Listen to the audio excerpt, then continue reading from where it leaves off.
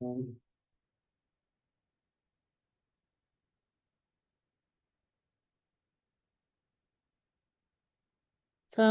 Ustadz. Ya, waalaikumsalam. Alhamdulillah. Jazakallah sudah hadir.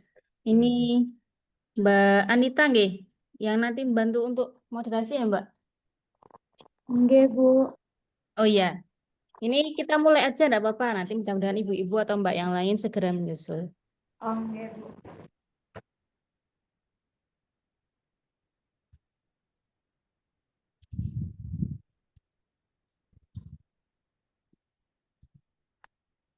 Baik, bismillahirrahmanirrahim. Assalamualaikum warahmatullahi wabarakatuh. Warahmatullahi wabarakatuh. Alhamdulillahirabbil alamin wassalatu wassalamu ala asrofil anbiya'i wal mursalin wa ala alihi wa sahbihi ajma'in amma ba'd. Yang kami hormati Ustadz Fahrudin Nursyam LC. Kemudian yang kami hormati ibu-ibu yang sudah hadir. Baik, puji syukur kehadirat Allah Subhanahu wa taala karena pada hari ini kita masih diberikan kesehatan, diberikan kesempatan untuk melaksanakan kajian ya hari Sabtu sore di bulan ini dengan tema inspirasi iman dan kesungguhan ibadah dari generasi terbaik.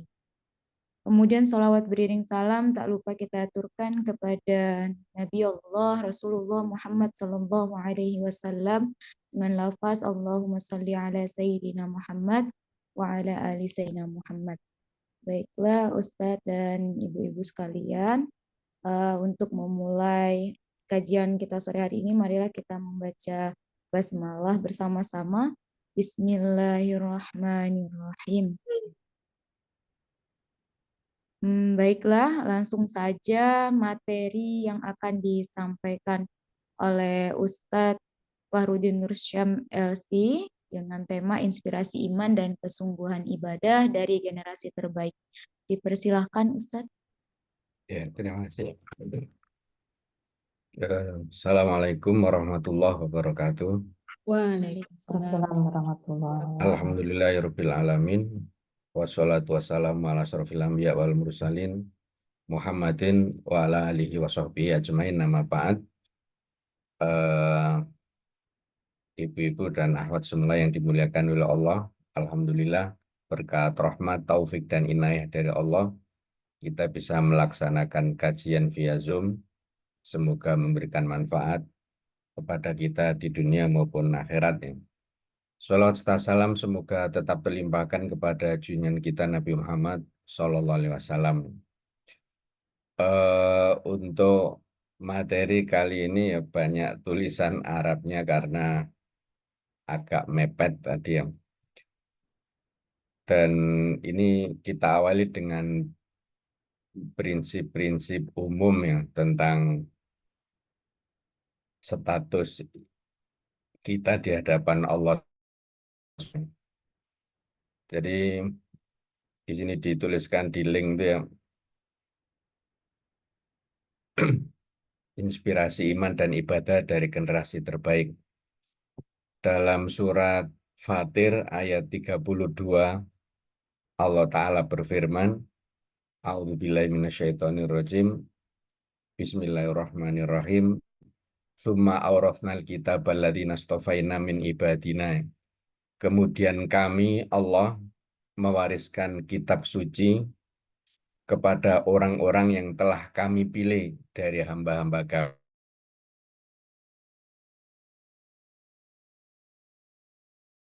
Dari sejak Nabi Adam sampai Nabi Muhammad. Mereka itulah hamba-hamba yang terpilih.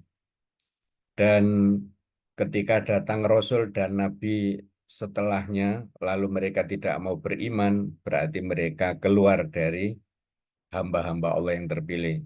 Jadi ketika misalnya pengikut Nabi Musa, yaitu Yahudi atau Bani Israel, ketika Nabi Isa diutus terus mereka mengimani Nabi Isa, berarti mereka masih berada di lingkungan hamba-hamba Allah yang terpilih. Begitu juga pengikut Nabi Isa ketika Nabi Muhammad memproklamirkan kenabiannya, kerasulannya, terus mereka beriman kepada Rasulullah SAW, maka mereka itu hamba-hamba Allah yang terpilih. Dan menurut ulama yang bahwa hamba-hamba Allah yang terpilih ini ternyata memiliki level yang berbeda-beda, dan setiap hamba diberi kebebasan untuk memilih levelnya. Faminhum, maka di antara mereka ada zalimun linafsi, seorang yang menganiaya diri sendiri. Ada yang muktasid. Muktasid itu ya ekonomis hemat atau tengah-tengah ya. Wa minhum sabiqun bil khairat, dan di antara mereka ada yang sabiqun bil khairat, yang segera dan cepat-cepatnya melakukan berbagai amal kebaikan. Biidnillahi, dengan izin Allah, atas izin Allah. Dzalika huwal fadlul kabir, yang demikian itu adalah anugerah yang besar dari Allah Subhanahu wa taala, karunia yang amat besar dari Allah Subhanahu wa taala. Jadi intinya hamba-hamba Allah yang terpilih ini, pengikut Nabi Adam sampai pengikut Nabi Muhammad SAW, itu semuanya akan masuk surga. Jadi semuanya akan masuk surga. Ada yang langsung masuk surga, ada yang terpaksa dibersihkan dosa-dosanya dengan dimasukkan ke neraka. Setelah bersih dari dosa-dosa, akhirnya mereka ya dimasukkan ke surga. Jadi itu hamba-hamba Allah yang terpilih. Jadi ada 3 tingkatan.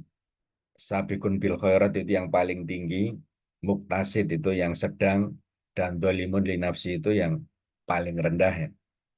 Mengenai definisi masing-masing kategori ini, para ulama memberikan penjelasan. Jadi sabiqun bil khairat itu orang-orang yang melaksanakan perintah-perintah wajib, juga perintah-perintah sunnah,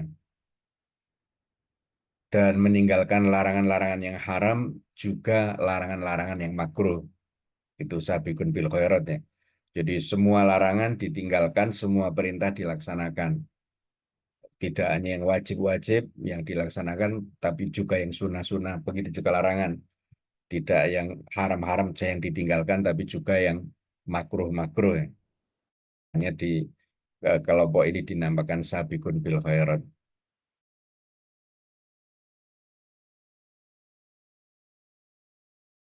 Hanya melaksanakan perintah yang wajib-wajib, sementara yang sunnah seringkali diabaikan. Meninggalkan hanya larangan yang haram-haram, yang makruh kadang-kadang dilakukan ya. Makanya muktasid, ekonomis ya. Jadi sabiqun khairat ahli surga, muktasid juga ahli surga. Begitu juga dzalimun linafsi, orang yang menganiaya diri, yaitu dia melaksanakan perintah Allah. Ya kadang-kadang yang wajib, kadang-kadang yang sunnah. Pada saat yang sama mereka juga melanggar larangan-larangan Allah, baik larangan yang haram maupun larangan yang makruh. Makanya dinamakan dzalimun linafsi, menganiaya diri, karena melaksanakan perintah tapi pada saat yang sama melanggar larangan Allah. Tapi sekali lagi mereka semua ini adalah ahli surga, endingnya itu ya. Jadi kalau sabiqun bil khairat, muktasid, itu insya Allah ya langsung masuk surga. Tapi yang dzalimun linafsi ini bisa masuk surga itu harus melalui proses kafarot. Jadi penghapusan dosa itu ulama menghitung ada 10 atau 11 ya. Yang pertama tentu saja taubat atas inisiatif si pelaku dosa ya. Terus yang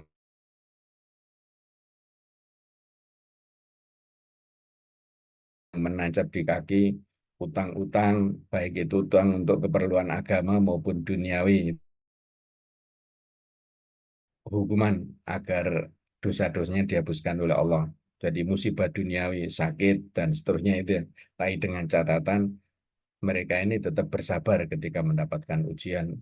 Kalau ujian hidup itu eh, dijalani dengan sabar, itu disebutkan dalam hadis, orang itu melangkah di muka bumi tanpa ada dosa sedikit pun. Tapi kalau dosa-dosanya masih banyak, maka dihapus dengan sakaratul maut yang sulit. Jadi sakaratul maut yang sulit itu bisa jadi tambahan hukuman bagi calon ahli neraka kalau dia kafir dan dosanya sangat besar ya. Tapi kalau bagi muslim yang dzalimun li nafsi itu adalah penghapus dosa. Jadi sakaratul maut yang sulit itu penghapus dosa. Jadi karena kita tidak boleh berburuk sangka kepada seseorang yang mengalami sakaratul maut. Kalau sakaratul maut tidak bisa menghapuskan dosa-dosanya semuanya, ya nanti siksa kubur, terkena fitnah dan siksa kubur.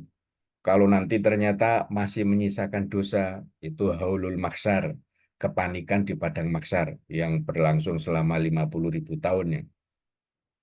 Kalau haulul mahsyar, kepanikan di mahsyar masih menyisakan dosa, nanti di sana ada syafaat dari para pemberi syafaat, entah dari Nabi Muhammad SAW maupun dari Al-Quran maupun dari saudara kita yang mati syahid atau dari eh, ya amal-amal yang kita lakukan. Kalau nanti masih menyisakan dosa, terakhir itu rahmat Allah, ampunan dari Allah. Kalau ampunan Allah itu tidak didapatkan, terakhir paling akhir itu ya siksa neraka. Jadi siksa neraka bagi seorang mukmin itu bukan abadi, tapi sampai terhapus dosa-dosanya karena seorang hamba tidak bisa masuk surga kalau masih menyisakan dosa. Jadi kalau ampunan dari Allah, rahmat Allah tidak didapatkan, ya terpaksa dimasukkan neraka untuk membersihkan dosa-dosanya. Setelah bersih, mereka dipindahkan ke surga. Jadi neraka itu abadi, sekali lagi hanya untuk orang-orang kafir ya. Terus kalau kita lihat generasi sahabat,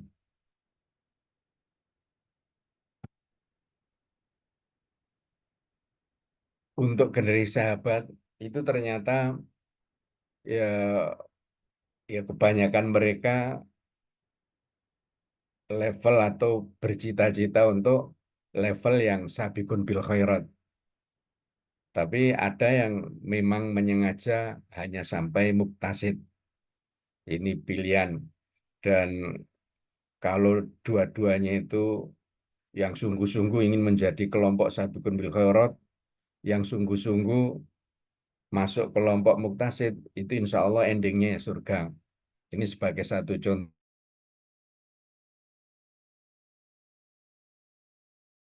Ila Rasulillah Shallallahu Alaihi Wasallam datang menghadap Rasulullah Shallallahu Alaihi Wasallam, fa'iroroksi, kepalanya terbuka, ya.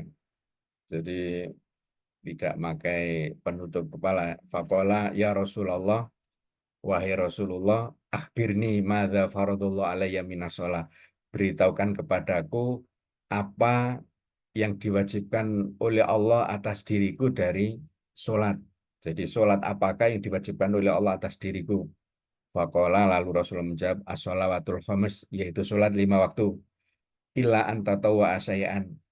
Jadi yang wajib itu sholat 5 waktu, kecuali kalau kamu secara sukarela melakukan sholat-sholat yang lain.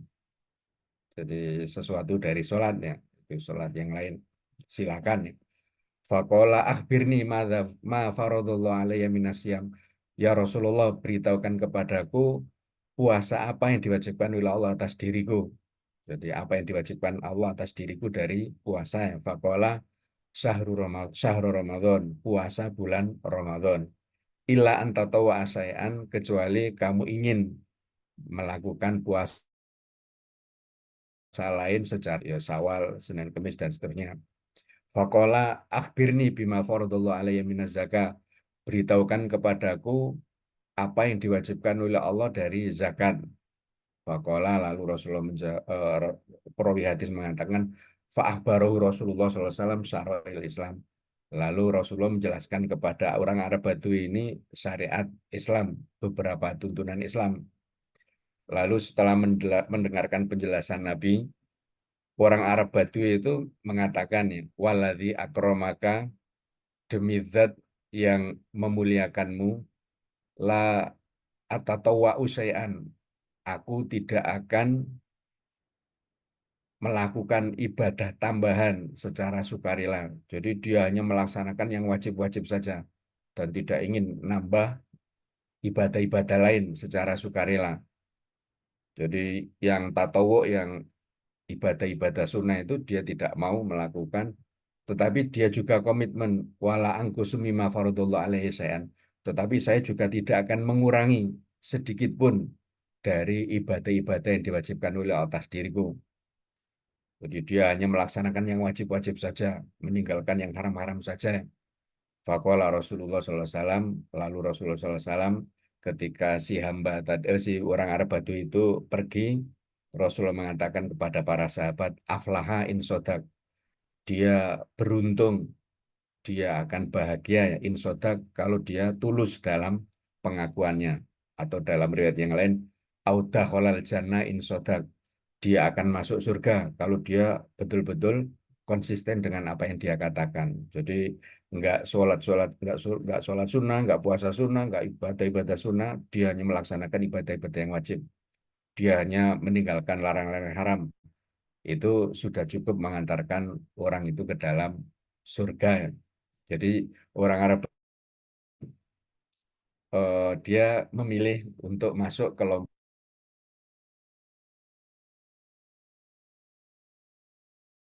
kelompok dengan yang sabikun.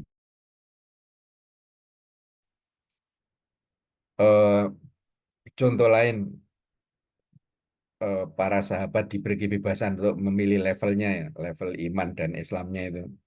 Baina ana inda Rasulillah, ketika kami atau ketika saya bersama Rasulullah SAW, irja'ahu rajulun, tiba-tiba datang seorang laki-laki kepada beliau ya.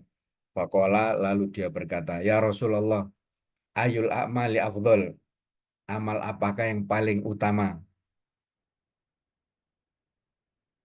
Jadi ini berarti amal yang paling utama di sini apa istilahnya ditujukan atau di situ menjadi konsumsi atau target dari orang-orang yang mengincar sabikun bil khairatnya. Jadi ayul amali afdol, amal apa yang paling utama? Qala, Rasulullah menjawab, al imanu billah, iman kepada Allah, wa tasdikun bihi, dan membenarkan apa-apa yang datang darinya. Wa jihadun fisabilillah, dan jihad di jalan Allah yang mabrur. Qala, lalu si penanya mengatakan, uridu ahwana min dzalika ya Rasulullah. Saya menginginkan yang lebih ringan dari itu, wahai Rasulullah. Jadi kalau ibadah-ibadah yang disebutkan tadi, jihad di jalan Allah, haji mabrur, iman yang betul-betul tulus, murni itu, dia merasa keberatan. Uridu ahwana min dzalik. Saya ingin yang lebih ringan dari itu, ya Rasulullah. Qala, Rasulullah menjawab, ahwanu alaika min dzalik, yang lebih ringan dari ibadah-ibadah di atas, it'amu to'ab, memberikan makanan kepada orang miskin, walinul kalam, dan tutur kata yang lemah lembut, wasamaha, dan sikap tolerannya, wa husnul huluk, dan akhlak yang baik. Terus si penanya tadi masih mengatakan, uridu ahwana min dzalik ya Rasulullah. Saya ingin yang lebih ringan. Ya, saya ingin ya apa istilahnya tampil apa adanya. Kemungkinan dia dari Batak ya nggak bisa linul kalam. Jadi karena dia terbiasa keras bicaranya. Orang yang mungkin dari luar Jawa untuk berbahasa basi seperti orang Jawa ya nggak bisa. Jadi itu masih memberatkan. Jadi ingin yang lebih ringan dari itu, wahai Rasulullah. Terus ahwanu alaika min dzalik, yang lebih ringan atas dirimu dari semua itu, alla tattahimillaha fi syai'in qadahu alaika. Hendaknya kamu tidak menjadikan Allah sebagai tertuduh ketika ia mentakdirkan suatu takdir yang dalam tanda petik itu takdir yang buruk atas dirimu. Jadi ketika Allah memberikan musibah, ketika Allah memberikan ya kegagalan, ketika Allah memberikan sakit, itu jangan sampai kamu menuduh Allah.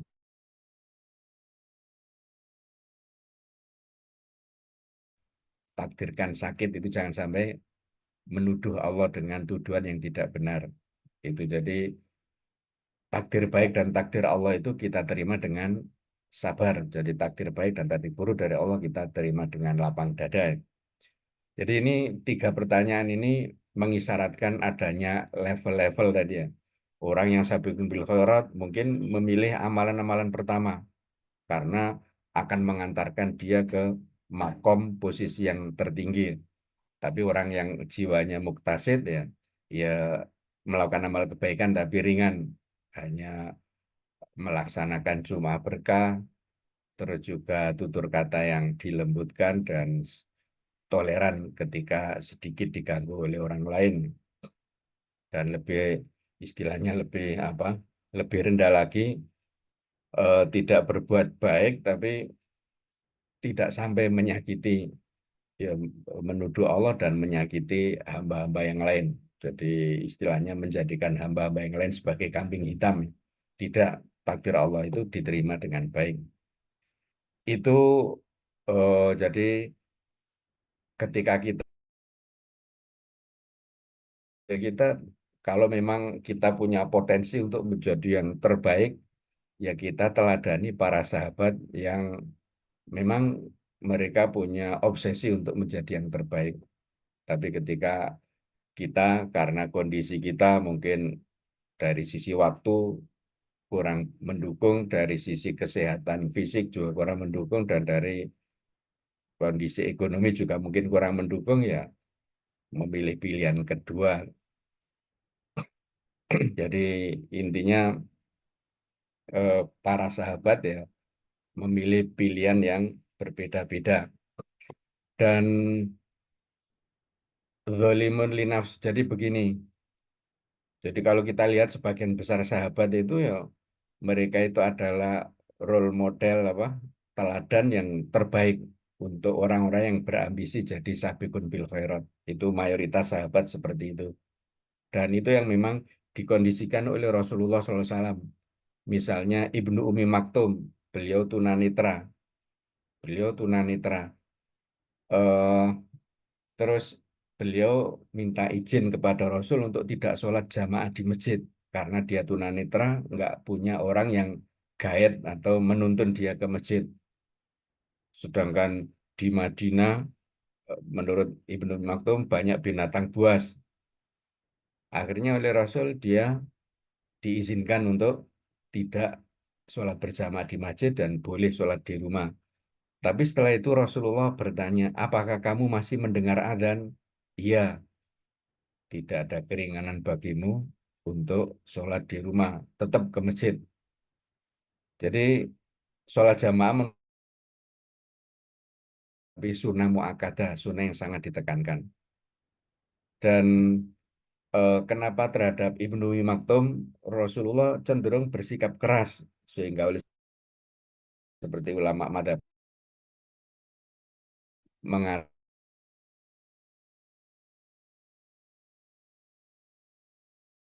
dalilnya hadis Nabi kepada Ibnu Maktum, tapi ulama mengatakan dengan berdasarkan hadis-hadis lain yang lebih kuat,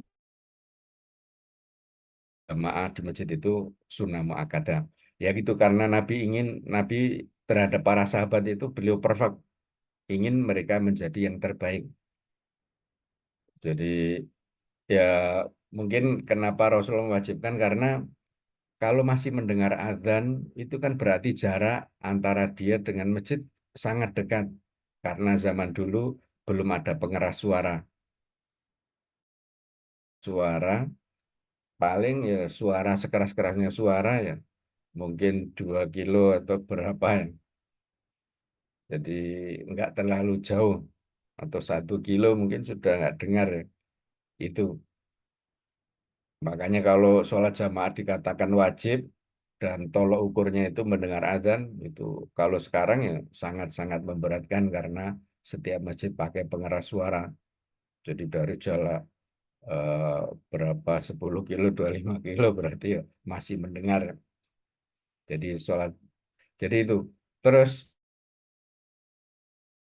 beliau juga ingin meluruskan di Madinah banyak binatang buas. Itu bisa karena kekhawatiran Ibnu Maktum. Padahal ya aman-aman saja. Wong. Dan mungkin beliau dapat gambaran karena beliau kan tunanetra, dapat berita Madinah banyak binatang buas antara masjid dan rumah.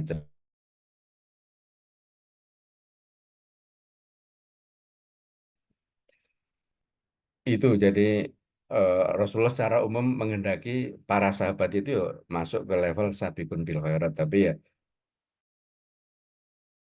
hidup nomaden dan tidak hijrah ke Madinah ya Rasulullah tidak bisa istilahnya memiliki harapan besar terhadap mereka. Dan jadi orang Arab Badui itu ya sebagian masuk ke muktasid, sebagian masuk dzalimun li nafsi. Dan ada orang Arab Badui itu yang ya Rasulullah, nanti Allah itu menghisap amal hambanya, menghisap sendiri atau menugaskan malaikat. Ya kalau dalam beberapa riwayat itu Allah langsung membacakan catatan amal seorang hamba itu tanpa ada penerjemah kepada seorang mukmin dibacakan kitab catatan amalnya itu secara empat mata ya, rahasia. Tapi kepada orang kafir dibaca secara terbuka. Jadi Allah sendiri yang menghisap. Itu orang Arab Badui senang. Ya kalau memang Allah sendiri yang menghisap, itu Maha Rahman Rahim. Dan kalau malaikat kan sesuai apa itu SOP-nya itu ya. Jadi ya nggak berani untuk memberikan diskon, nggak berani untuk memberikan dispensasi. Karena malaikat itu petugas dan petugas harus amanah. Tapi kalau bosnya sendiri ya, misalnya di rumah makan, ya kadang menggratiskan. Kalau pelayan, pembantu, itu ya nggak boleh menggratiskan kepada sebagian pembeli atau pelanggan. Jadi orang Arab Batu itu senang bahwa yang menghisap nanti itu Allah berarti Allah itu kan musamaha atau toleran, gampangan. Jadi itu ada orang-orang Badui itu yang masuk ke Dzolimul li nafsi. Dan ya kalau kita ngikuti ceramahnya Gus Baha ya, jadi begini, orang yang sabiqun bil khairat itu merasa sedih dan kecewa ketika atau merasa khawatir ya, jangan-jangan ibadah yang dia lakukan itu tidak diterima oleh Allah. Jadi itu ada ayatnya itu. Jadi mereka khawatir sekali ibadah yang mereka lakukan tidak diterima oleh Allah. Begitu juga mungkin muktasid ya. Tapi kalau bagi orang-orang yang level rendah, dolim li nafsi, intinya dia ditakdirkan ke masjid dan sholat, itu kata Gus Ba ya sudah sangat keren. Jadi mereka nggak berpikir ibadahnya diterima atau tidak. Jadi mereka ke masjid, sholat, itu sudah sangat bagus ya. Ya karena levelnya itu level dolimul nafsi, bukan level sabun khairat. Jadi apa ya seperti tadi Muktasid, sahabat Muktasid tadi, saya yang wajib-wajib saja. Aku tidak akan melakukan yang sunnah-sunnah sedikit pun. Kata Rasulullah, aflaha in sodak ya. Dia beruntung, dia akan bahagia jika tulus dalam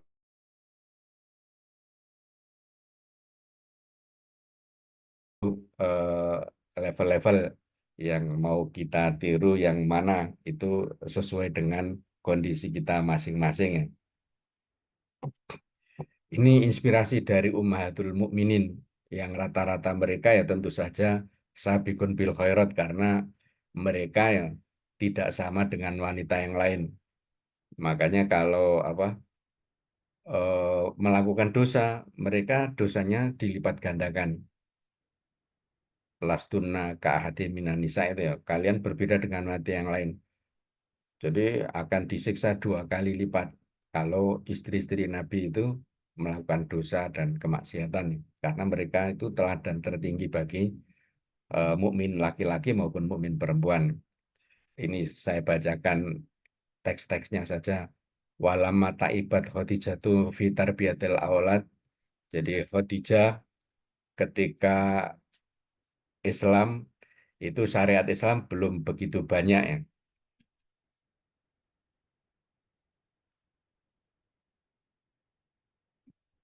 Ketika Khadijah itu karena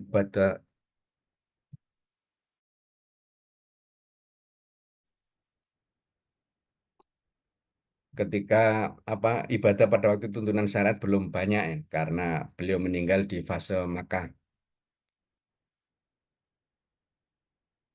Maka ibadah beliau ya ibadah sosial dan pendidikan. Walama ta'ibat Khadijatu fi tarbiyatil aulad, ketika Khadijah itu kelelahan dalam mendidik anak-anaknya, atau Jibril. Lalu Jibril mendatangi faqala lahu dan berkata kepadanya, Iqra alaihassalam min rabbiha wa minni. Jadi kirimkan salam kepada Khadijah dari Tuhannya dan dariku.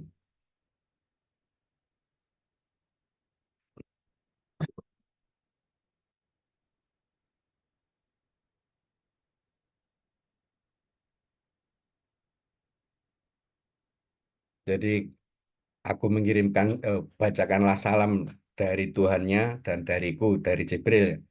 Wabasira, dan berikan kabar gembira kepadanya, bibaitin fil jannati, dengan rumah di surga, min kosobin, dari emas perak ya. La sokoba fihi wala nasob, yang tidak ada hiruk pikuk, semuanya tenang dan nyaman, wala nasob, dan tidak ada kelelahan ya. Jadi intinya Khadijah ya termasuk istri yang luar biasa all out untuk membela perjuangan Nabi ya. Tapi untuk syariat sholat itu kan seperti diperintahkan secara komplit, yang wajib dan yang sunnah itu kan ketika Isra Mi'raj, dan Isra Mi'raj itu ya Khadijah sudah wafat, karena Isra Mi'raj itu kan hiburan dari Allah setelah Amul Huzni, tahun kesedihan, yaitu dengan meninggalnya Khadijah dan paman beliau Abu Thalib ya. Sehingga Rasulullah healing ke langit ya, dan menerima syariat sholat.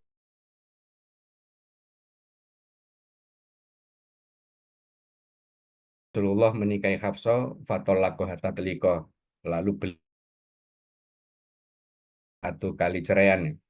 Faqala lahu Jibril, lalu Jibril berkata, muruka anturaji'ah Hafsah. Sesungguhnya Allah memerintahkan engkau untuk merujuk Hafsah, untuk rujuk dengan Hafsah ya. Fa inna sawwama qawwama, karena Hafsah itu seorang wanita yang sawwama, banyak berpuasa sunnah. Qawwama, banyak sholat malamnya. Wa innaha zaujatuka fil jannah, dan Hafsah nanti di akhirat itu akan menjadi istrimu di surga. Akhirnya farojaha, lalu Rasulullah rujuk dengan Hafsah. Jadi ya Hafsah mungkin dari sisi performa itu di bawah yang lain. Meskipun umurnya lebih muda dari Sauda. Sauda itu istri Nabi tertua. Jadi Khadijah setelah meninggal dunia, Rasulullah menikah dengan Sauda. Menikah dengan Sauda, terus setelah itu nikah dengan Aisyah, dan setelah itu beruntun Hafsah, dan fisik atau performa itu ya Hafsah paling biasa ya. Tetapi kadang tingkah lakunya niru-niru Aisyah, makanya oleh Umar dinasihati, kamu jangan niru-niru Aisyah, kelas kamu beda ya. Kalau kamu butuh uang, minta saja kepada saya sebagai ayahmu. Cuman, dan ini menunjukkan bahwa ya suami yang baik boleh menceraikan istri yang soleha kalau memang tidak ada harmoni di antara keduanya. Jadi apa istilahnya ya, eh, ya perbedaan, atau mereka tidak bisa menjadi soulmate gitu ya, istilahnya itu boleh.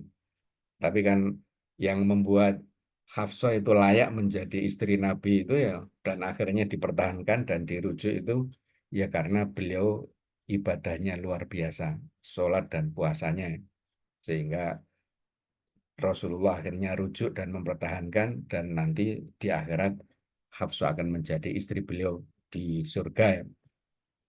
Jadi itu Hafsah ya, betapapun mungkin ada kekurangan dari segi fisik dibandingkan istri-istri yang lain, eh, beliau ya akhirnya dirujuk oleh Rasulullah SAW. Kalau Saudah itu ya beliau dinikahi Rasulullah padahal usia Saudah itu ya sudah cukup sepuh ya. Tapi Saudah sendiri ya apa istilahnya ya, ya kalau cerita sejarah atau sirah itu ya Rasulullah berkeinginan untuk menceraikannya ya. Tapi Saudah sendiri tetap ingin bertahan dan mengikhlaskan jatahnya diberikan kepada siapa,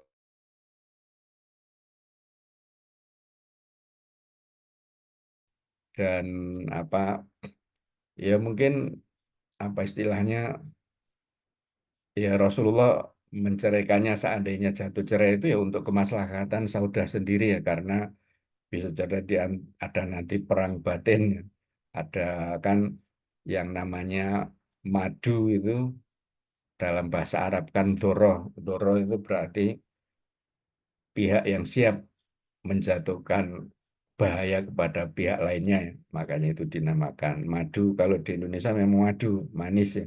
Tapi di apa istri kedua ketiga itu doroh kalau dalam bahasa Arab, karena pihak yang siap menimpakan bahaya kepada pesaingnya. Jadi tapi akhirnya Saudah tetap menjadi istri Nabi, Ummul Mukminin, tapi jatahnya diserahkan ke Rasul untuk diberikan kepada siapapun yang diinginkan oleh Rasul, ternyata diserahkan kepada Aisyah. Dan ini tidak apa istilahnya ya, tidak menyalahi prinsip keadilan dalam berpoligami, karena apa istilahnya Saudah yang mengundurkan diri dan memberikan haknya kepada Rasulullah. Yang lain yaitu Zainab binti Jahas ya. Walama khotoba Zainab binti Jahas, ketika Rasulullah melamar Zainab binti Jahas, qalat ma'ana so ini atun sayan, aku tidak akan melakukan apapun hatau amir Rabbi, sampai aku beristikharah meminta pendapat dari Tuhanku. Jadi Zainab ini istrinya Zaid, dan Zaid itu anak adopsian Rasulullah, dan pada waktu itu anak adopsi ya sama dengan anak kandung, sehingga Zaid dipanggil Zaid bin Muhammad. Lalu Allah ingin menghilangkan tradisi tabani atau adopsi ini, sehingga Allah memerintah kepada Rasul untuk menikahi Zainab binti Jahas, karena Zainab dengan Zaid ini nggak harmonis, karena Zaid hanya seorang budak, Zainab ini keluarga bangsawan ya. Dan ketika Rasulullah melamar itu Zainab salah salah sangka ya, dikiranya Rasul melamar untuk dirinya, tapi ternyata melamar untuk anak angkatnya itu yaitu Zaid, sehingga ada perasaan apa istilahnya gelo dan seterusnya, sehingga nggak bisa harmonis. Terus Terus akhirnya Zaid dan Zainab bercerai, lalu Allah setelah itu memerintahkan agar Rasulullah menikahi Zainab, bahwa menikahi anak adopsian itu atau istrinya anak adopsian itu nggak ada larangan, karena mereka bukan Zaid itu bukan anak Rasul, sehingga mantan istri Zaid ya boleh dinikahi. Dan ketika dilamar oleh Rasul itu dia atau Zainab tidak langsung iya iya iya, padahal apa eh, sebelumnya kan berharap Rasul yang menikah atau melamar untuk diri beliau, tapi ternyata untuk Zaid. Tapi ketika dilamar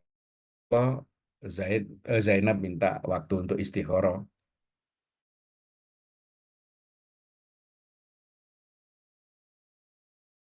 sama keluarga yang kaya itu, ada jadi tempat sholat khusus ya di rumahnya itu. Faqamat ila masjidnya, lalu dia masjidnya wa nazal Al-Quran fi nikahnya, lalu turun ayat Al-Quran mengenai pernikahan Zainab dengan Rasulullah itu. Fajar Rasul sallallahu alaihi wasallam fadakhala alaiha, lalu Rasul ya menikahi dan ya masuk dakhala alaiha, ya artinya ya hidup berumah tangga dengan Zainab. Wakanat sawama kawama, dan Zainab itu sawama kawama, banyak puasa sunnahnya, kawama banyak sholat malamnya. Tak malu biatiha, di samping itu dia juga wanita pengusaha. Watata sodak, dan Zainab juga banyak bersodakoh. Makanya ketika Rasulullah SAW mengatakan, yang paling cepat di antara kalian mengikutiku menuju Allah, yaitu meninggal dunia, itu orang yang paling panjang tangannya di antara kalian. Pada waktu itu Aisyah, meskipun beliau cerdas ya, itu mengira bahwa fisik, ternyata yang lebih cepat meninggal dunia. Baru tahu bahwa panjang tangan, kalau orang Arab itu paling banyak bersedekah ya. Ya karena Zainab eh, ya menghasilkan, dan sebagian besar hasilnya digunakan untuk sedekah.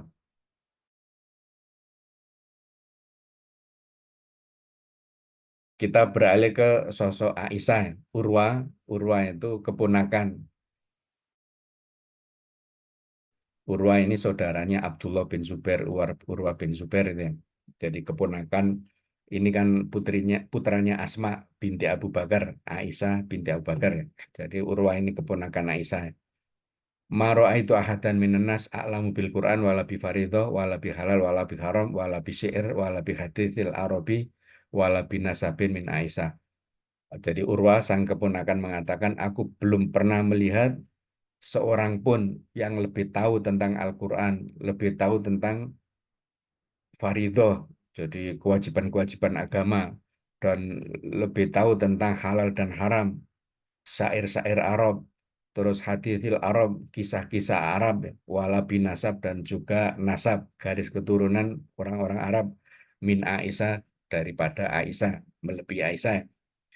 Wakanat kathiratu ta'abud, dan Aisyah itu sangat banyak beribadah. Wakanat la fasoha, dan beliau kalau berbicara itu sangat fasih, sangat sangat fasih. Terus Aisyah radhiyallahu anha kanat tusridu saum. Jadi Aisyah itu terus-menerus berpuasa. Wa anil Qasim, dan Qasim ya salah seorang kerabat Aisyah juga, anna kana tasumudahro, Aisyah itu ya puasa sepanjang tahun. La tuftir illa yaumal adha au yauma fitr. Jadi tetap puasa kecuali di hari Idul Adha maupun hari Idul Fitri, atau kecuali hari-hari yang dilarangnya. Maksudnya itu. Jadi Aisyah senantiasa berpuasa, terutama setelah Rasulullah meninggal dunia. Karena ketika Rasulullah masih sugeng, masih hidup, itu Aisyah termasuk yang dalam hal puasa itu agak keteteran ya. Karena khawatir pas puasa ternyata Rasulullah berhajat kepadanya. Makanya untuk membayar atau mengkodok utang puasa Ramadan bisa dilakukan Aisyah itu ya di bulan Sya'ban menjelang Ramadan berikutnya. Makanya setelah Rasulullah meninggal dunia, beliau untuk puasa itu seakan-akan beliau puasa sepanjang tahun, kecuali di hari-hari yang dilarang berpuasa. Wa anhu, dan dari Urwah, kola ia menuturkan, kuntu idza wadautu abda'u bi baiti Aisyah usallimu alaiha. Saya kalau pergi ke pasar itu saya mulai dengan mampir ke rumah Aisyah untuk mengucapkan salam kepadanya. Faghadautu yauman, pada suatu hari aku berangkat ke pasar terus mampir ke Aisyah. Fa idza hiya qaimatun tusabbihu wa taqra. Ternyata Aisyah bibinya itu sedang berdiri sholat, wa taqra'u, dan membaca, famanallahu alaina wa qana adzabas samum, dan Allah menganugerahkan nikmat kepada kita dan menjaga kita dari azab yang mematikan atau azab yang sangat pedih.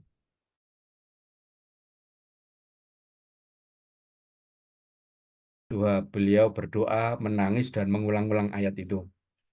Vakum tuh, aku pun yang tadinya duduk itu vakum tuh hatta malal tuh. Aku berdiri sampai aku merasa jenuh. Jadi aku berdiri sampai aku merasa jenuh berdiri ya. Fadhabtu ila suq, lalu aku pergi ke pasar. Lihajati untuk keperluanku. Sumaroja'tu, setelah dari pasar kembali ke rumah Aisyah, bibinya. Fa'idha hiya qa'imatun kama hiya. Ternyata beliau itu masih berdiri sholat seperti sebelum berangkat ke pasar itu ya. Tusoli wa tabki, beliau terus menerus sholat dan menangis ya. Itu sholat duha ya.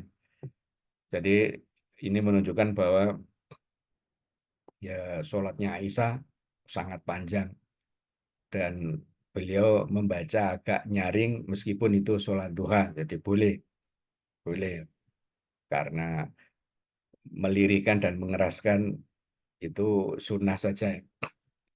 Terus boleh satu ayat diulang berkali-kali. Yang tidak boleh kan Al-Fatihah ya. Karena Al-Fatihah kan asabul mathani.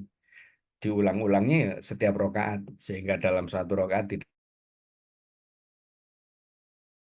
boleh diulang sampai ratusan kali. Nggak ada masalah. Itu teladan dari Ummahatul Mukminin. Kita beralih ke inspirasi dari sahabiat ya.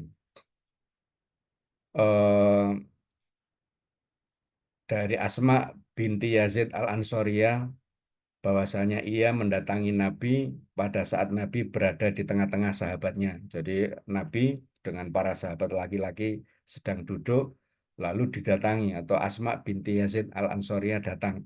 Fakolat, lalu dia berkata, bi abi anta wa umi, inni wafidatun nisa ilaika. Bi abi anta wa umi ini bukan sumpah ya, karena sumpah dengan selain Allah itu nggak boleh, tapi ini kata-kata khas Arab ya.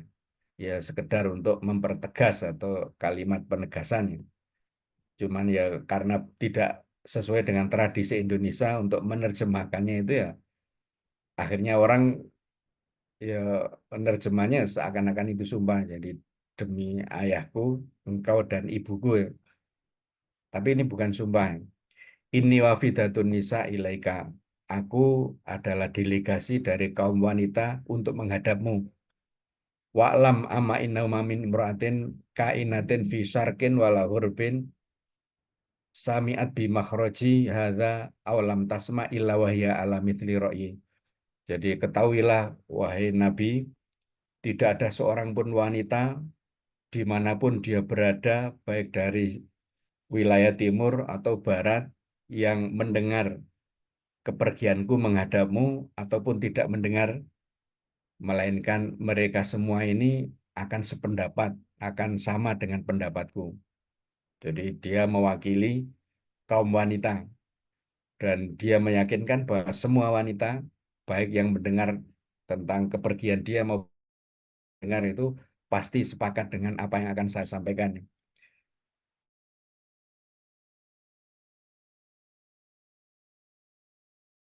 Dan kepada kaum laki-laki dan kaum wanita. Eh, saya terus fa'aman nabika wabi alihak wabi ilahika alladzi arsalaka. Kami beriman kepada engkau dan beriman kepada Tuhan yang mengutus engkau. Wa inna ma'syaron nisa, dan kita segenap kaum wanita itu maksurat ya, terkungkung atau terbatas ruang geraknya. Qawaid buyutikum, yang senantiasa duduk di rumah-rumah kalian. Qawaid itu tidak bisa meninggalkan rumah. Wa maqdhu syahwatikum, dan ya mungkin penerjemahannya kurang halus itu ya, ya menjadi objek pemuas syahwat-syahwat kalian. Wahamilat auladikum, dan yang mengandung anak-anak kalian.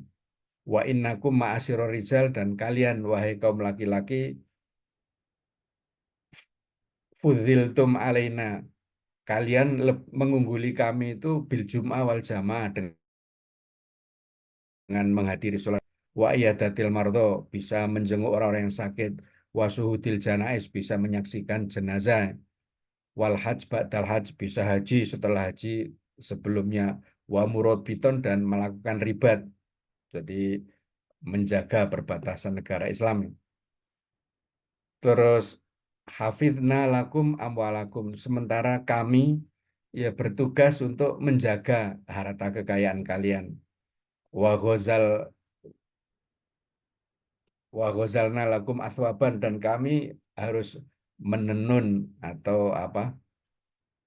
Ya menenun atau memintal ya, baju kalian, atau kalau sekarang ya mungkin mencuci dan membersihkan baju-baju kalian. Warobaina lakum auladakum, dan mendidik anak-anak kalian. Famanusarikukum fil ajri ya Rasulullah.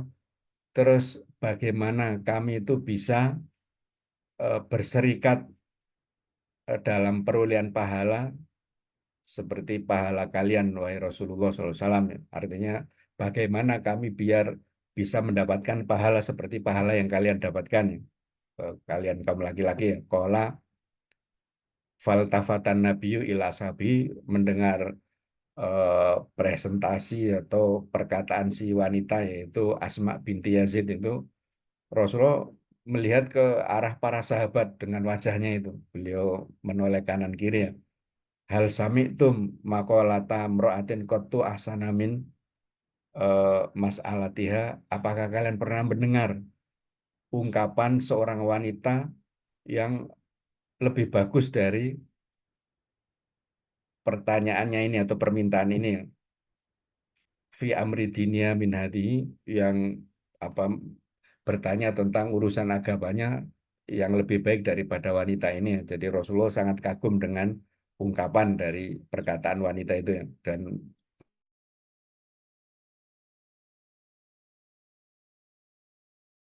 Asma binti Yazid.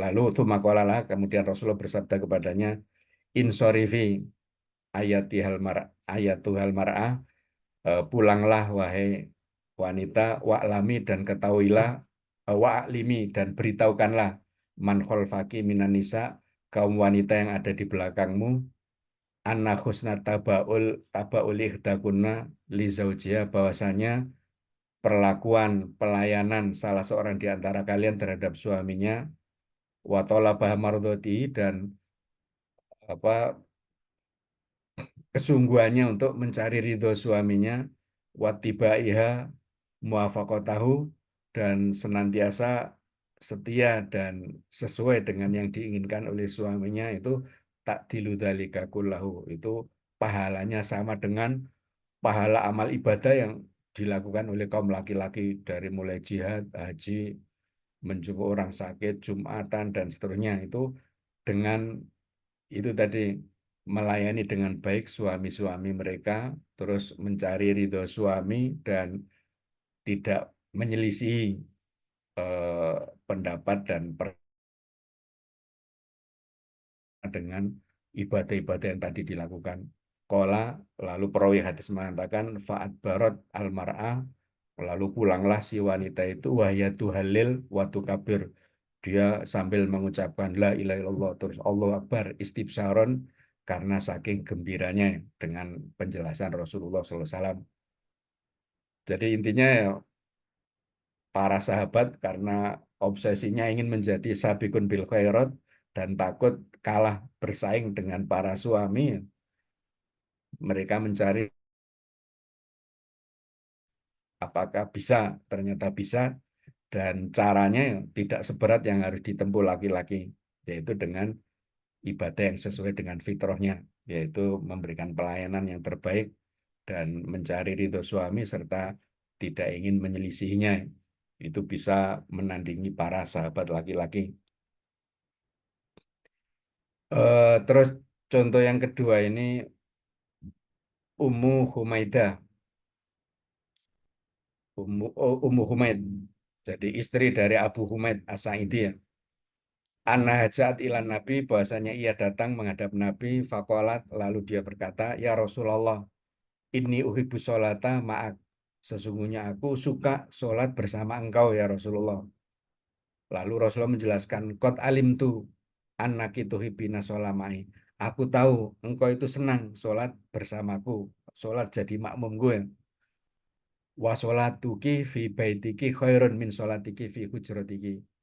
Wa sholatuki fi hujratiki khairun min sholatiki fi dariki. Wa sholatuki fi dariki khairun min sholatiki fi masjidi qaumik. Wa sholatuki fi masjidi qaumik khairun min sholatiki fi masjidi. Jadi aku tahu kamu ingin sholat menjadi makmumku atau bersamaku, tetapi ketahuilah sholat kamu di kamar tidurmu atau kamar khususmu lebih baik dari di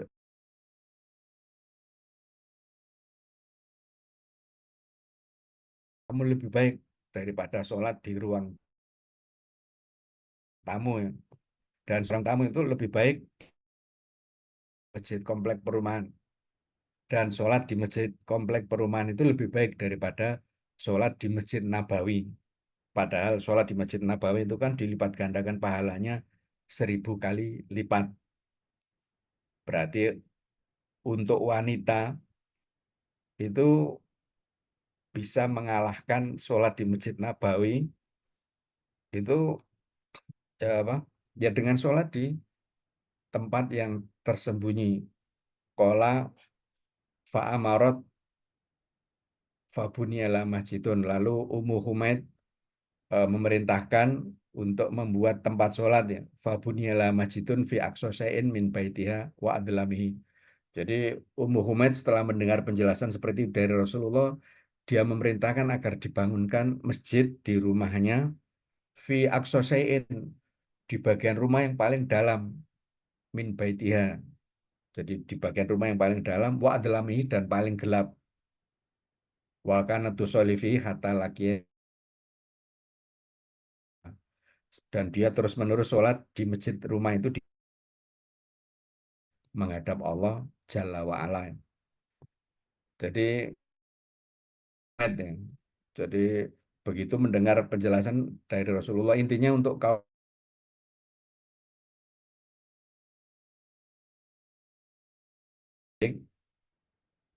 daripada sholat di masjid itu, bahkan disebutkan lebih baik dari masjidku. Jadi sholat di masjid kaumnya lebih baik dari sholat di masjidku. Jadi semakin terbuka tempat sholatnya itu semakin minim pahalanya. Jadi bisa dibayangkan kan, berarti yang pilihan yang kurang baiknya itu, atau yang paling tidak baik kan sholat di Masjid Nabawi. Padahal sholat di Masjid Nabawi 1000 kali lipat ya pahalanya. Berarti sholat di masjid kaumnya itu ya lebih dari 1000 kali lipat. Sholat di rumahnya lebih dari 1000 kali lipat.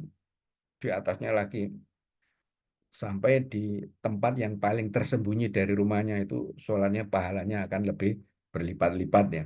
Makanya Ummu Humaid ya bangun musola di rumah paling dalam, paling jauh dari pintu depan dan pintu belakang, dan paling gelap ya. Eh, itu untuk Ummu Humaid.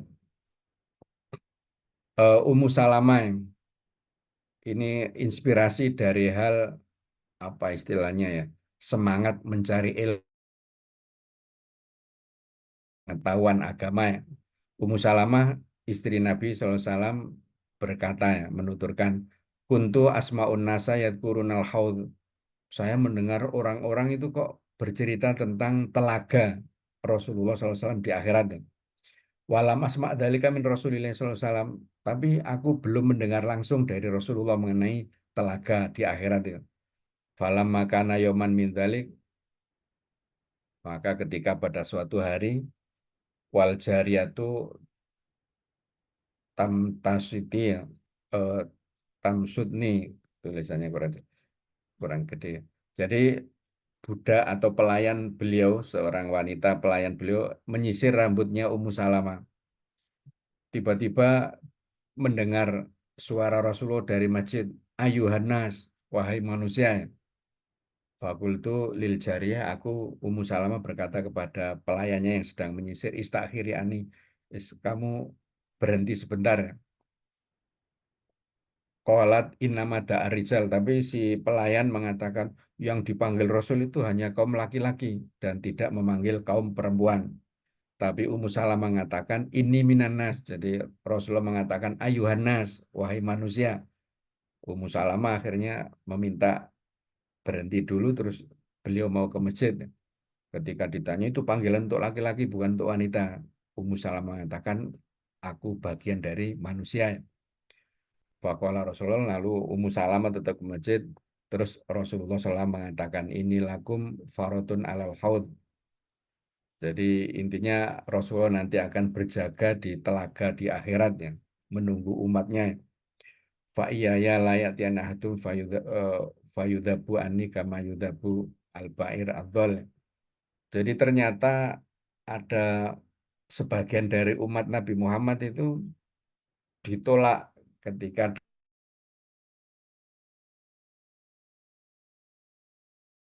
telaga beliau. Lalu Rasulullah bertanya ke Hiraman, Fima hadza, mengapa terjadi yang demikian? Lalu beliau mendapatkan jawaban, innaka la tadri ma ahdatsu ba'daka. Engkau tidak tahu Muhammad apa yang mereka lakukan sepeninggalmu. Fa aku lusukon. Lalu aku Nabi Muhammad berkata, suhkon, isbina salah dia. Jadi ya dia melakukan bid'ah, bahkan mungkin murtad. Sehingga meskipun umat Muhammad, tapi tidak mengikuti ajaran Nabi Muhammad. Ya, itu yang tertolak untuk minum air dari telaga Rasulullah SAW. Jadi Ummu Salamah selama ada celah partisipasi wanita ya beliau ikut nimbrung di forum atau majelis ilmu. Sementara kita kan khusus spesial untuk wanita saja kita mungkin agak berat ya. Terus Aisyah pernah menuturkan tentang wanita-wanita Ansor, nikman nisa nisaul Ansor, sebaik-baik wanita adalah wanita Ansor. Lam yakun yamna'hunnal haya'u an yas'alna aniddin. Jadi wanita-wanita Ansor itu dikenal sebagai wanita yang pemalu ya. Tapi rasa malu tentang agama. Wa yatafaqahna fiddin, dan untuk bertafakuh fiddin. Itu kesaksian Aisyah terhadap wanita-wanita Ansor dalam menuntut ilmu ya. Berikutnya tentang Ummu Haram ya. Jadi inspirasi dari jihad dan partisipasi dalam jihad ya. Ummu Haram ini saudaranya Ummu Sulaim, bibinya Anas bin Malik ya. Kalau Ummu Sulaim ibunya. Kalau Ummu Haram ini nama lainnya Rumaiso. Kalau Ummu Sulaim itu Humaiso. Dari segi arti itu hampir sama. Ummu Haram mendengar Nabi, jadi Rasulullah SAW itu sering tidur di rumah Ummu Sulaim. Mungkin Ummu Haram pas di rumahnya Ummu Sulaim. Jadi tidur siang sering Rasulullah itu di rumah Ummu Sulaim. Terus pada saat itu Rasulullah SAW itu terbangun. Terus beliau tertawa atau tersenyum ya. Sampai Ummu Haram itu, apakah engkau menertawakan bentuk kepalaku, wahai Rasulullah? Tidak. Jadi nanti ada sekelompok orang dari umatku yang eh, mereka ini apa istilahnya mengarungi laut seakan-akan mereka adalah seorang raja yang duduk di atas singgasananya. Jadi itu armada laut. Terus doakan aku bagian dari armada laut itu ya Rasulullah. Iya, saya doakan terus tidur lagi, mimpi yang sama. Terus Ummu Haram doakan aku bagian dari mereka. Tidak, kamu termasuk yang pertama. Jadi misi apa armada itu, armada laut itu ya di zaman Muawiyah, dan mungkin yang kedua itu adalah zamannya Fatih, tentu saja ya antara Ummu Haram dengan Muhammad Al-Fatih ya eh, gelombang pertama ya. Atau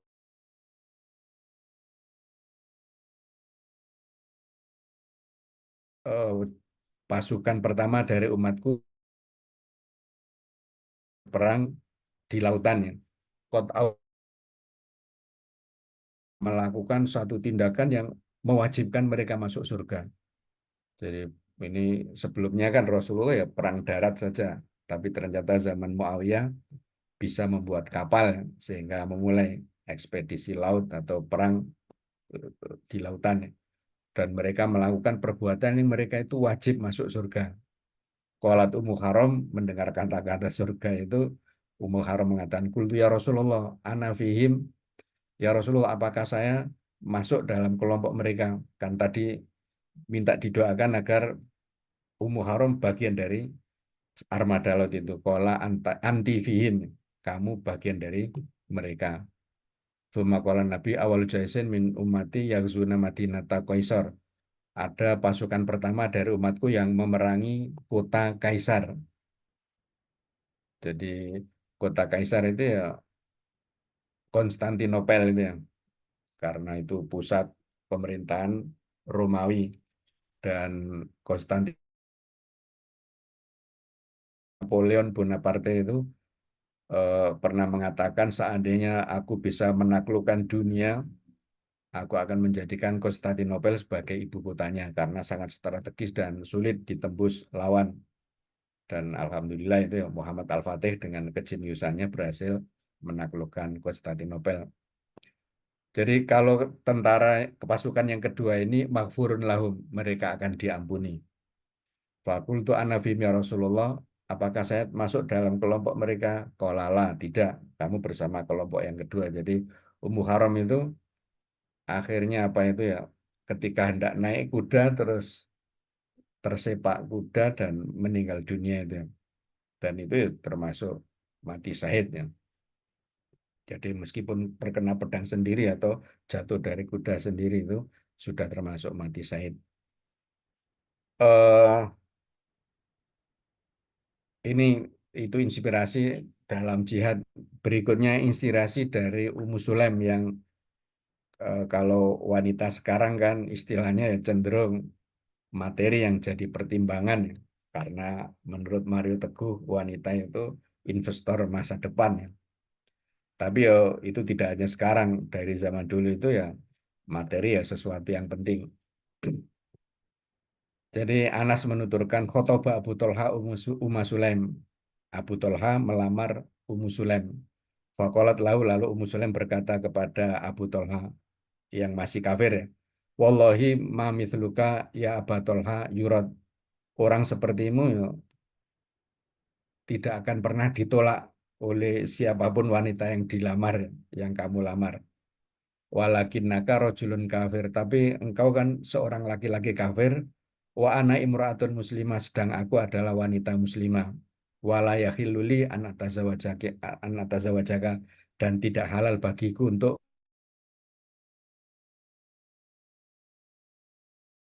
menikah denganmu mahri, maka itu adalah sebagai maharku.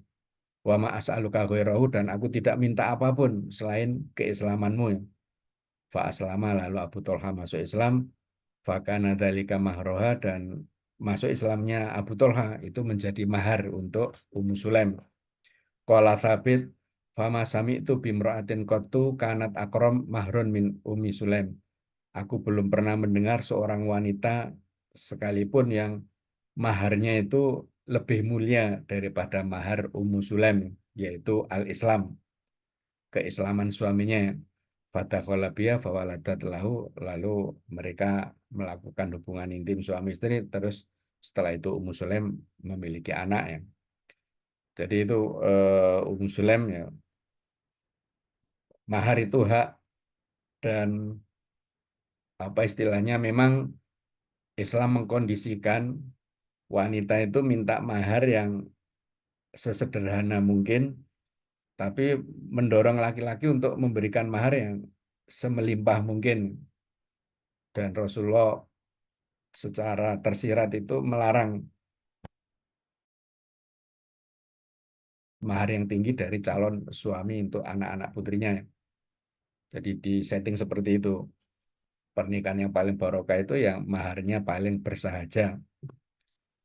Tapi berharap kaum laki-laki ya, ketika menikahi seseorang ya harus menghargainya, dan salah satu bentuk penghargaan itu ya mahar yang sesuai dengan level wanita yang mau dinikahi. Jadi nanti dalam Islam itu ada mahrul mithli, mahar pasaran.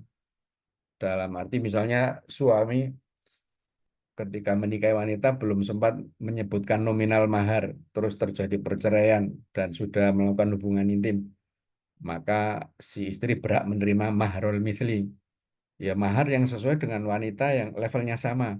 Kalau dia dari segi penampilan wajah dan fisiknya itu katakanlah 90, pendidikannya S3 misalnya, terus strata sosialnya termasuk tinggi, dia termasuk kaya, ya nanti maharnya sekian. Itu disesuaikan dengan mahar wanita yang ada di lingkungannya. Oh ini terakhir, slide terakhir. Inspirasi dari wanita-wanita Ansor yang mereka ternyata ya bersosialisasi dan baik dalam bertetangga atau dengan tetangga-tetangganya.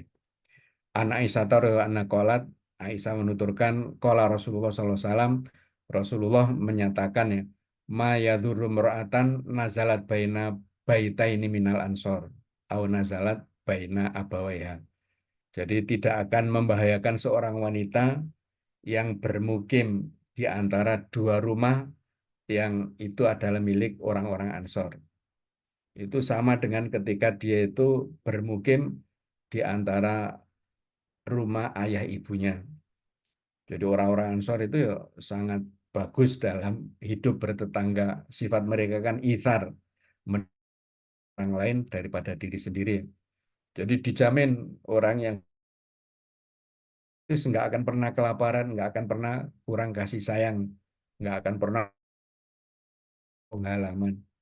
Jadi seakan-akan mereka hidup di bawah bapak mereka. Contoh realnya itu yang terjadi pada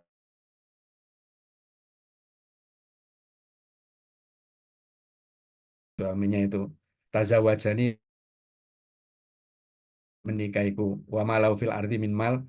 Pada waktu itu ya belum disyariatkan perang, sehingga para sahabat ya kekurangannya. Beliau hanya punya sepetak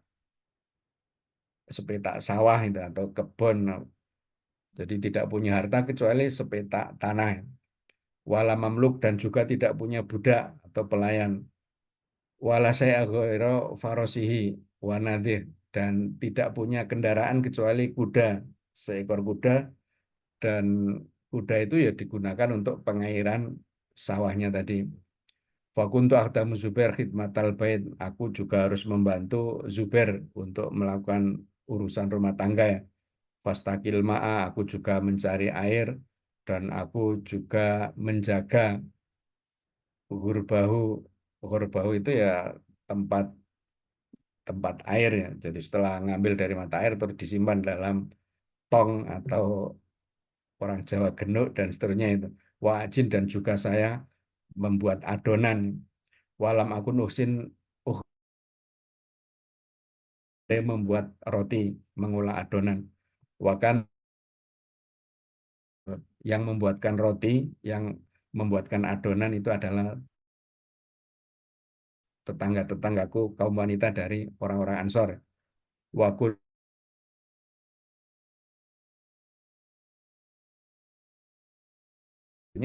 terampil, dan itu beda dengan Asma yang dalam banyak hal belum punya keterampilan, tapi wanita-wanita British edisi komplit ya. Jadi mungkin ya bisnis ya bisa, urusan rumah tangga terampil, bahkan keterampilannya itu bisa tidak hanya untuk melayani suami dan anak-anaknya, tapi juga bisa membantu para tetangganya. Itu sahabiat dari kalangan Ansor. Mungkin itu saja contoh-contoh kecil dari sahabiat tentang iman dan ibadah mereka, dan tentu saja kehidupan sosial mereka. Semoga bermanfaat. Apa ada pertanyaan? Terima kasih Ustadz atas materinya. Ini ada pertanyaan Ustadz Yeah. di kolom chat. Ini pertanyaan Ustadz, para sahabat atau generasi salaf pilihan, amal dan karakternya berbeda-beda. Apakah ini juga dipengaruhi situasi lingkungan sekitar? Misalnya, Umar sudah dijamin masuk surga dengan semua amal beliau. Namun ada juga Uwais, orang Yaman, yang amalnya sangat jelas berbeda dari Umar. Apakah Umar lebih baik daripada Uwais? Al-Qarni. Ya, Seperti itu, Ustaz. ya. Jadi eh, begini ya, apa? Para sahabat itu generasi terbaik itu khairun nas korni kata Rasulullah. Sebaik-baik manusia itu generasiku tsumalladzina yalunahum, kemudian generasi yang mendekati generasi sahabat tsumalladzina yalunahum, yang mereka ini dinamakan tabiin, kemudian generasi yang mendekati tabiin yang dikenal dengan tabiin. Jadi itu eh, level secara umum. Terus dari sahabat-sahabat sendiri itu level mereka tidak sama. Kalau secara pribadi itu ya yang terbaik Abu Bakar, setelah itu Umar, setelah itu Utsman, setelah itu Ali, terus setelah itu mereka ini kan Khulafaur Rasyidin, itu yang terbaik. Setelah itu Al-Mubasysyaruna bil Jannah, 10 orang yang dijamin masuk surga. Jadi 4 tadi ditambah 6. Terus nanti eh, apa istilahnya, orang-orang yang as-sabiqunal awalun. As-sabiqunal awalun ya, orang yang pertama-tama masuk Islam. Dan dari As-sabiqunal awalun dibagi lagi yang ikut perang Badar. Itu As-sabiqunal awalun yang lebih baik daripada As-sabiqunal awalun yang tidak ikut perang Badar. Jadi terus yang masuk Islam sebelum penaklukan Mekah, itu aslama qoblal fathi, itu lebih baik daripada yang masuk Islam setelah penaklukan Mekah. Bahkan dalam beberapa riwayat itu orang sahabat Nabi yang masuk Islam setelah penaklukan Mekah seakan-akan bukan sahabat beliau. Jadi pernah Khalid bin Walid yang masuk Islam setelah penaklukan Mekah itu menghina Abdurrahman bin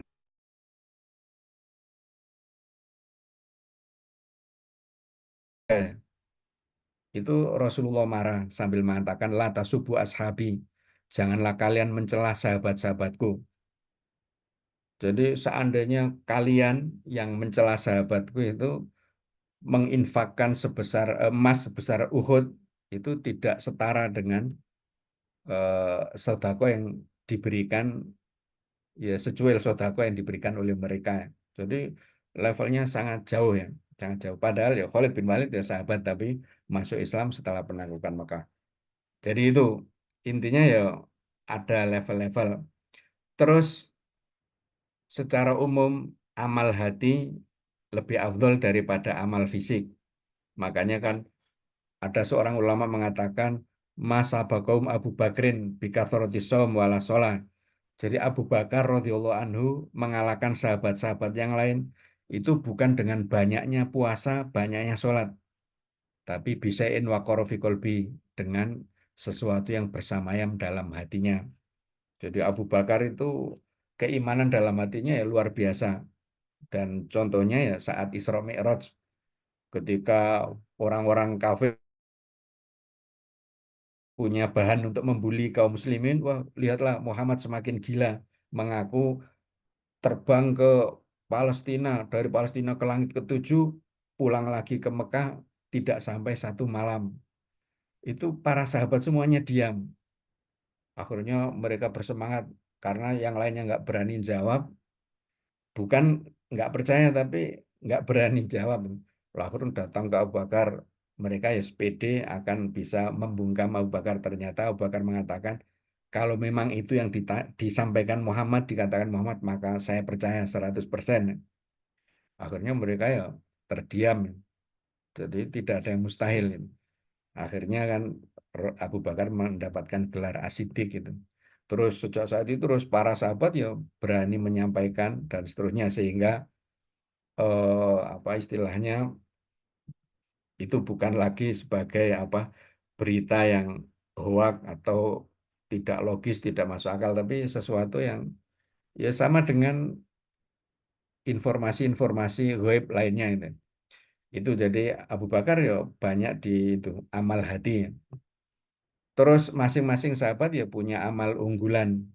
Jadi punya amal unggulan yang intinya apa amal hati itu yang utama, setelah itu ya amal fisik ya.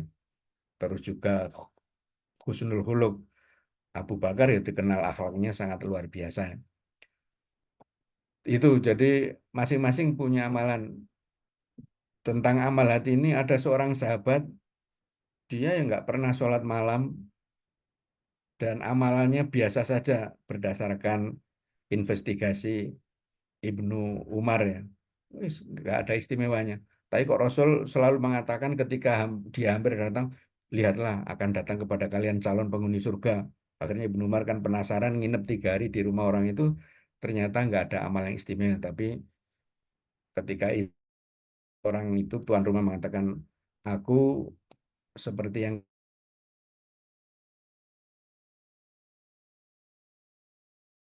kamu lihat. Jadi Allah cukup, tapi nggak pernah sholat malam. Aku ya sebagaimana kamu sama aku. Tapi saya itu lalu menghilangkan rasa iri dengki kepada siapapun yang apa istilahnya yang intinya memaafkan kesalahan-kesalahan siapapun yang pernah mendolimiku di siang harinya itu. Jadi dia tidur itu tidak menyimpan dendam, dengki sedikit pun. Walau pada waktu itu Ibnu Umar langsung apa istilahnya itu yang belum mampu kami lakukan. Jadi amal hati. Dan para sahabat punya amal-amal unggulan, amal-amal unggulan. Jadi secara umum begitu pelevelannya itu Abu Bakar, Umar, Utsman, Ali, Khulafaur Rasyidin, terus sisanya 6 orang yang dijamin masuk surga itu. Terus setelah itu ya Ashabiqunal Awalun terutama Ahlul Badar. Terus setelah itu yang masuk Islam sebelum penaklukan Mekah dan setelah itu yang masuk Islam setelah penaklukan Mekah.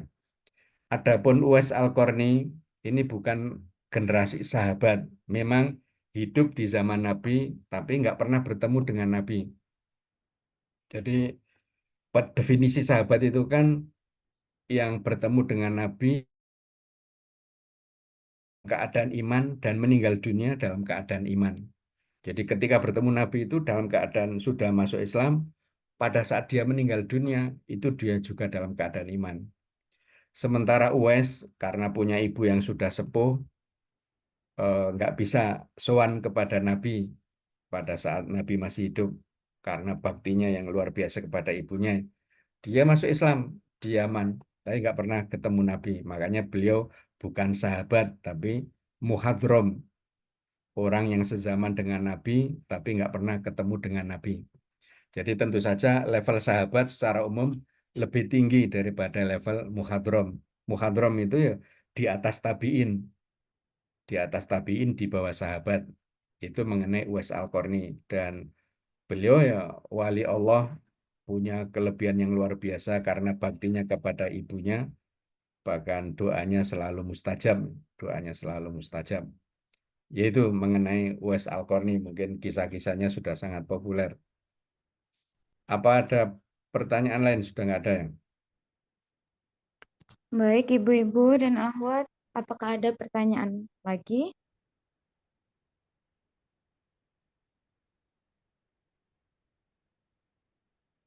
Iya, Sepertinya tidak ada, Ustadz. iya, oke.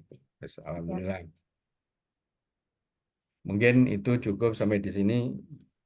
Kurang lebihnya mohon maaf. Yang benar dari Allah, yang salah dari diri saya pribadi. Tidak lupa untuk mohon kepada Allah. Bila taufik walhidayah wal inayah. Wassalamualaikum warahmatullahi wabarakatuh. Waalaikumsalam warahmatullahi wabarakatuh. Wassalamualaikum. Ternyata, ternyata ada Ustadz di kolom chat. Oh, ada apa? Mana? Oh, Ini kalau Ustadz, zaman kalau sekarang Ustaz, iya, sudah generasi akhir zaman, apakah yang lebih awal pasti lebih baik dari yang datang di akhir? Apa AL Al-Masih Ustadz. Nabi Isa nggih. juga akhir zaman? Eh, intinya begini. Jadi apa kalau menurut hadisnya Anas bin Malik ya. Jadi tidak ada satu generasi melainkan generasi berikutnya itu lebih buruk tapi itu maksudnya generasi secara global.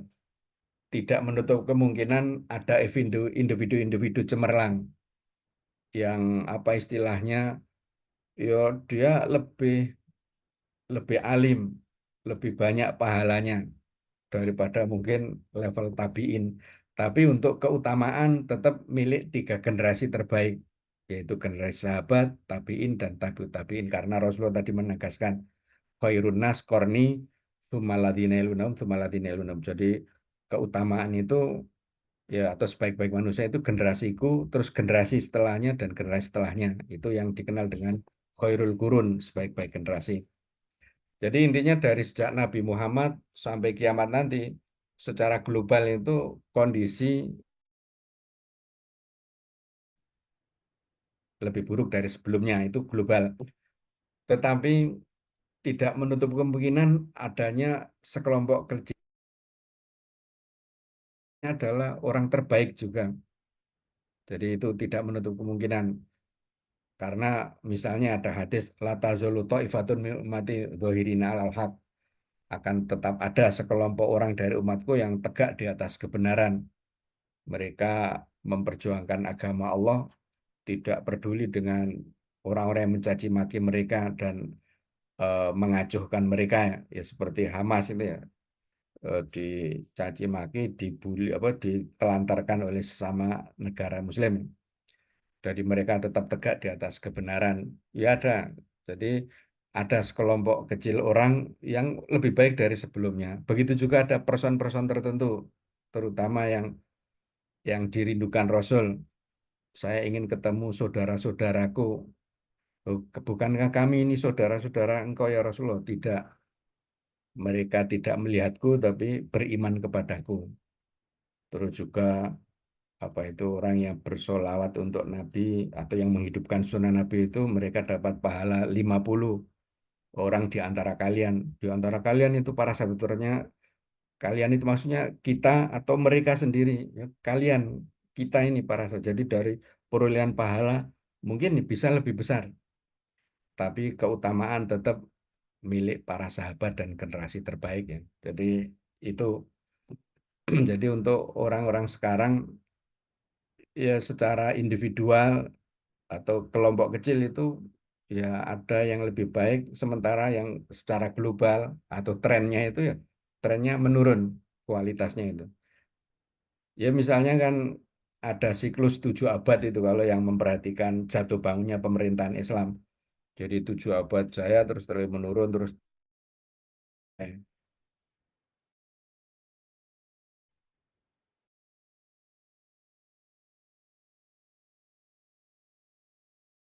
kualitasnya luar biasa. Eh, Alep Arselan itu ya, raja. Negara sudah ditundukkan oleh siapa itu yang penguasa Spanyol itu ya. Tinggal kerajaan kecil Alep Arselan itu. Dia dipaksa untuk menyerah, tapi para ulama memberikan isyarat untuk tidak menyerah karena kalau menyerah pasti dibantai juga. Usulkan agar perang dilakukan hari Jumat dan semua khotib diperintahkan untuk berdoa kunut ya. Tengah-tengah ya, dan jumlah tentara Kristen sangat banyak. Jadi kaum muslimin ya dikepung menghadap musuh-musuhnya itu. Ternyata Allah memberikan pertolongan dengan ya semacam angin tornado itu ya. Sehingga apa di tengah-tengah itu terus kaum muslimin kan membelakangi angin tornado itu. Memuncratkan debu-debu itu ya ke wajah orang-orang Kristen dan akhirnya pasukan Islam ya bisa memisang ya. Jadi Al-Parselan termasuk ya amir yang sangat baik, padahal kualitas amir-amir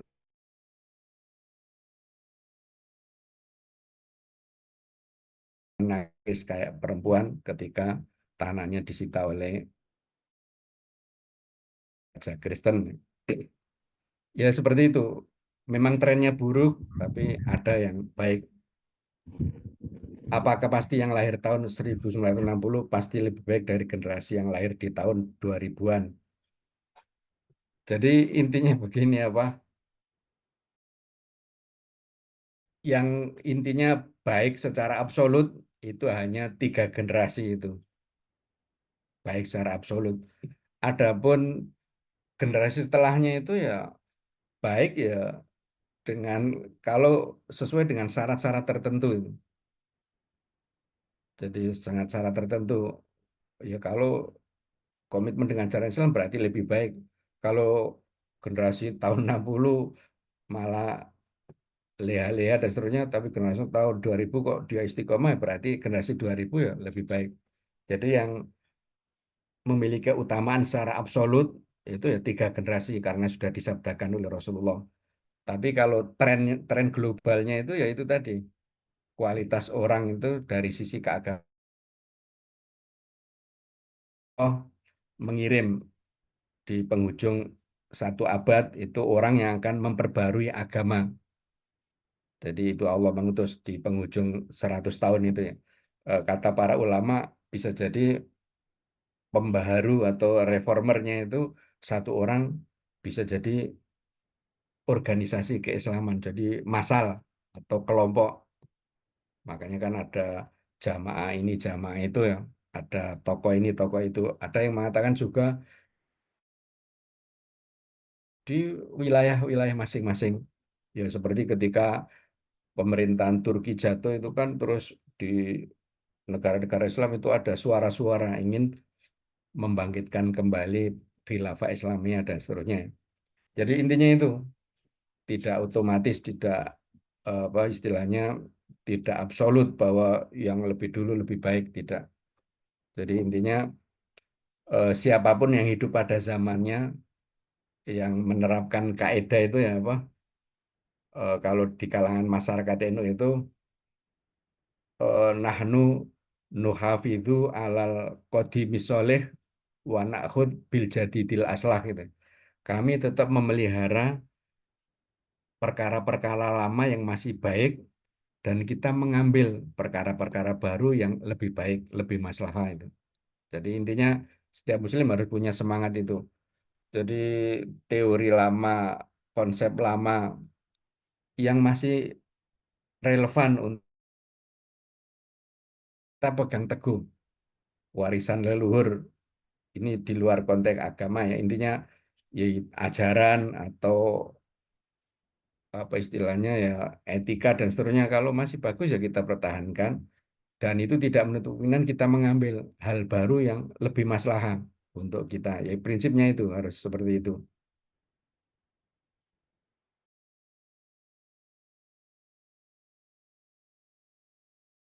mungkin itu ada pertanyaan terakhir itu ya mungkin itu jadi yang absolut itu 3 generasi terbaik dan generasi sekarang itu tren globalnya ya memang menurun tapi kemungkinan ada figur tertentu yang cemerlang ada yang membawa baruan itu ada karena Rasulullah tadi setiap dipenggan seseorang yang akan memperbarui agama. Pembaruan agama itu yang baru sama sekali tidak, tapi kembali ke orisinalitas ajaran Islam. Kan Rasulullah pernah mengatakan badal Islamu ghoriban. Islam itu bermula dari sesuatu yang asing.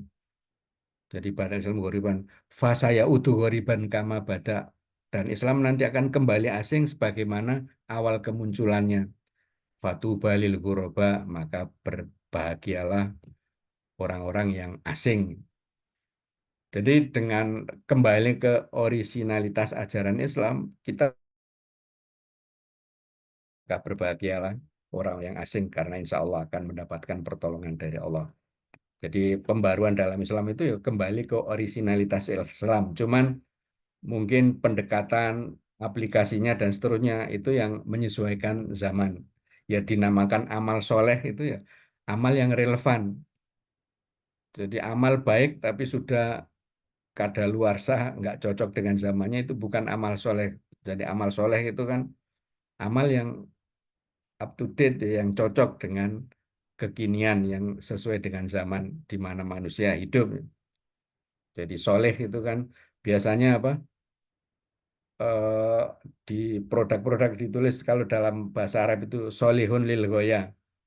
Ini layak dikonsumsi hanya sampai tahun ini. Jadi soleh itu ya yang apa expired itu ya, tidak expired itu ya, tidak kadaluarsa itu amal yang soleh itu. Jadi sesuai dengan zaman, sesuai dengan tuntutan waktunya atau masanya. Mungkin itu. Terima kasih dan mohon maaf. Assalamualaikum warahmatullahi wabarakatuh. Waalaikumsalam warahmatullahi wabarakatuh. Jazakillah Ustaz, cukup Ya, jelas. Jazakillah Ustaz. ya, ya, Terima kasih Ustadz ya, ya, atas ilmu yang telah disampaikan. ya. Demikianlah kajian kita pada sore hari ini. Mari kita tutup dengan hamdalah. Alhamdulillahirabbil alamin. Doa kafaratul majelis. Subhanakallahumma bihamdika. Subhanaka wa bihamdika. Astagfirullahaladzim. Demikianlah kajian kita pada sore hari ini. Semoga Ustadz diberikan kesehatan, rezeki yang banyak sehingga bisa menyampaikan ilmu kepada kita lagi. Saya selaku pembawa acara mohon maaf apabila ada kesalahan. Saya akhiri. Wassalamualaikum warahmatullahi wabarakatuh. Waalaikumsalam warahmatullahi wabarakatuh. Jazakumullah khair. Bu Yani, Mbak